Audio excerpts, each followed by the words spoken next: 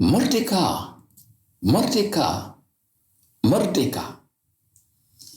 Saudara-saudari yang terkasih, mungkin pekik suara merdeka hari ini akan sering terdengar di telinga kita, karena memang hari ini kita sebagai bangsa Indonesia merayakan hari kemerdekaan. Tetapi, apakah sesungguhnya makna merdeka itu? Merdeka adalah suatu keadaan tidak terikat, tidak tergantung kepada orang lain atau pihak tertentu.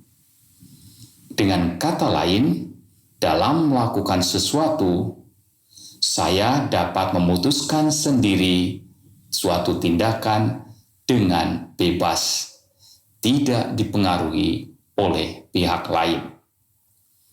Pihak lain itu bisa seseorang, bisa juga organisasi. Saya sebagai orang Kristiani misalnya, bisa dikatakan merdeka bila saya bisa melakukan kegiatan keagamaan saya tanpa dihalang-halangi oleh orang lain atau ormas keagamaan lain.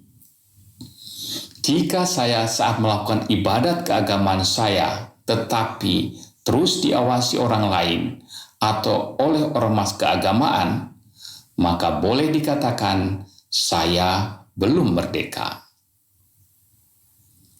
Akan tetapi, selain yang nampak, ada pula hal yang tidak kelihatan yang membuat saya menjadi orang yang tidak merdeka. Saat tampil untuk diminta menyanyikan membawa mazmur misalnya, saya menjadi takut dan cenderung menolak meskipun beberapa orang mengatakan saya memiliki suara yang cukup baik. Mengapa saya takut dan cenderung menolak? Karena saya terikat oleh masa lalu saya di bawah kendali masa lalu, di mana saya pernah mengalami diolok-olok saat bernyanyi. Saya pada akhirnya menjadi pribadi yang tidak merdeka. Injil mencontohkan satu hal lain yang membuat orang tidak bisa merdeka, yaitu sifat bersaing. Karena sifat ini membuat orang-orang Farisi selalu berusaha mencoba Yesus dan menjatuhkan Yesus di hadapan umum. Dengan penuh percaya diri, mereka bertanya kepada Yesus, apakah diperbolehkan membayar pajak kepada Kaisar? Pertanyaan ini tentu pertanyaan yang mengada-ada, karena jelas mereka tahu peraturan yang ada, peraturan yang mereka hidupi selama ini.